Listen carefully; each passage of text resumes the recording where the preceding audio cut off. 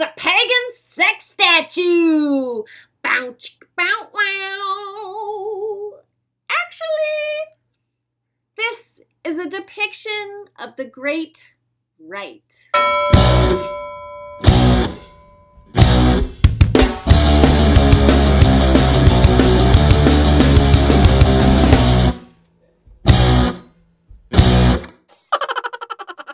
Hi, welcome to Kick-Ass Switch, putting the K in magic. I'm Joanna DeVoe, and you're watching a video about pagan sex magic. Woohoo! Just kidding! That is not my area of expertise. But I will be doing a show on Tuesday for Hippie Witch, in which I will be talking about the Great Rite and what that is. But for today, I will just say it's a symbolic ritual about the masculine and feminine energies coming together in the process of creation. And yes, you can see that in a very literal sense, as in sex makes a baby, or you can see it in a more metaphorical sense, which is more what I tend to talk about here on Kick-Ass Switch videos and on my radio show.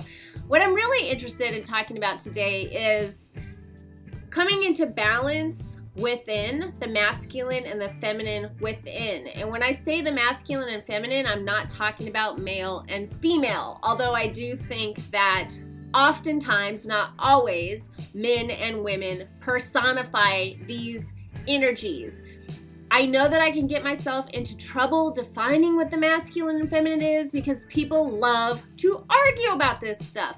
So I'm just going to say define these things for yourself, but for today's purposes, I am just going to stick with the most popular cliches and stereotypes because that's actually what resonates with me when I think about the masculine and the feminine. So the masculine is assertive, projecting, linear, driven, daytime, sun energy. It's outwardly focused. And the feminine is flowing, receptive, allowing, receiving, nighttime, moon energy. And you can't have one without the other. If you're a Game of Thrones fan, you might think of Drogo and Khaleesi.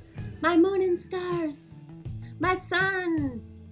The sun and the moon, the day and the night, the yin and the yang. There's a reason why so many religions have symbols that represent the masculine and feminine. It's because we all have the masculine and feminine within, and if it gets out of balance, it can cause you some problems.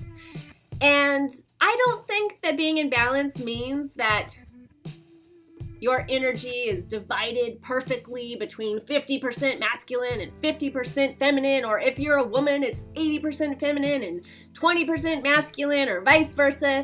I really think it's just about what feels comfortable and good to you, and that one of the best reasons to practice magic or have a meditation practice is to know thyself. And to know when you're starting to feel out of balance, when you just don't feel good anymore in your own body or mind. I think that's a great indication of when you are starting to get out of balance.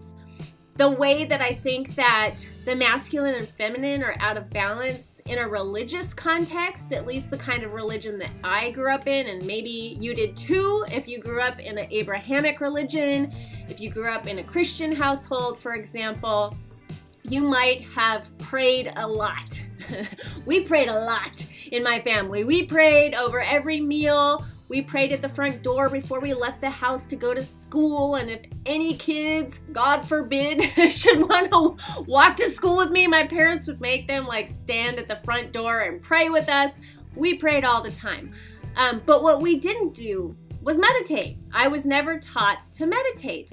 So when I learned how to meditate as an adult and I got a meditation practice into place and that became a part of my life, I started to see, oh, okay, prayer is about talking to God or the universe or source energy or your higher self, however you want to look at it.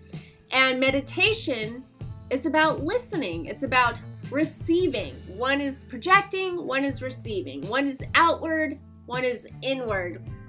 And I really don't think that A religious practice is complete, in my opinion, without both outward and inward, asking and receiving.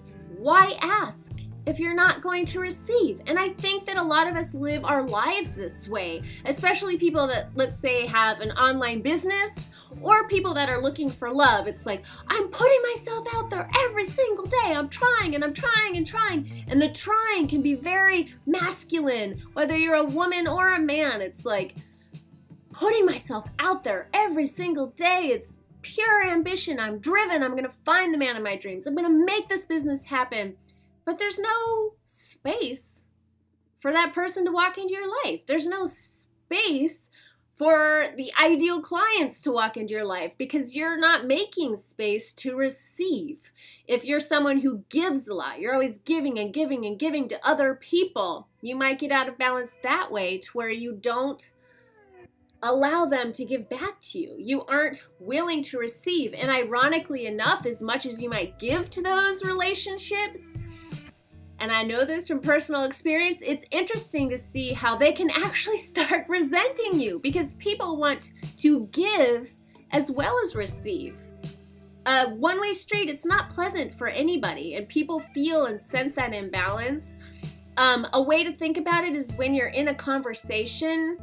This is a really good example. If you're in a conversation with somebody that just can't listen, so all they're doing is either talking or impatiently waiting for their next time to talk. So like while you're talking, you can feel them not listening. You can see like the wheels grinding in their head and they're either like planning what they're gonna say next or they're just trying to like hold on to the last thought they had until you shut up so they can say it again. And real connections aren't made that way. Co-creative experiences aren't made that way.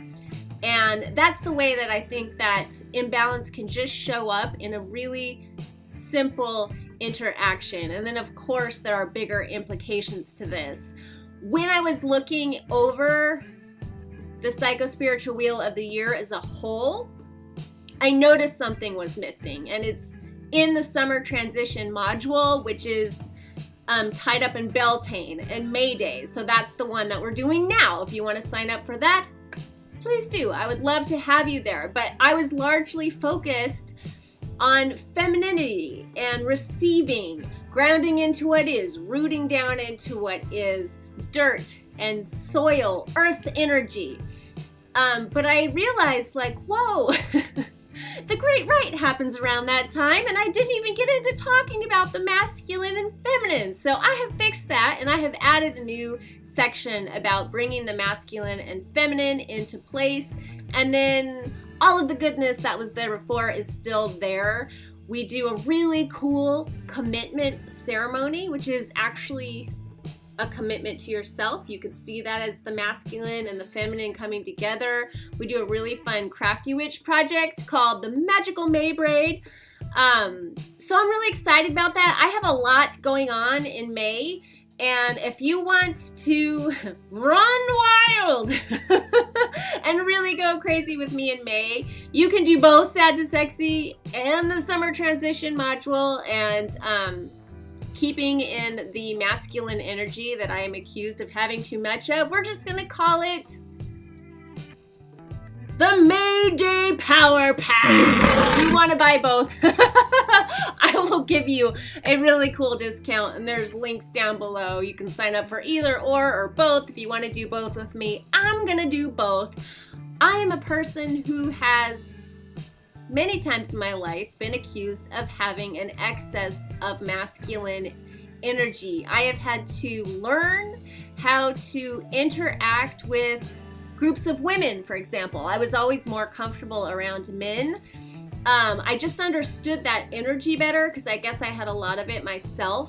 I'm very like direct and boisterous and outwardly projecting and ambitious, and I didn't really know how to read or understand a softer, more receptive, flowy energy, how to read between the lines, and how to make space for other people that weren't as loud and boisterous and outwardly projecting. So this is, you know, everything that I share on Hippie Witch or here in the videos. These are all things that I've either learned or am in the process of learning, and I love to just think that we're all in this together.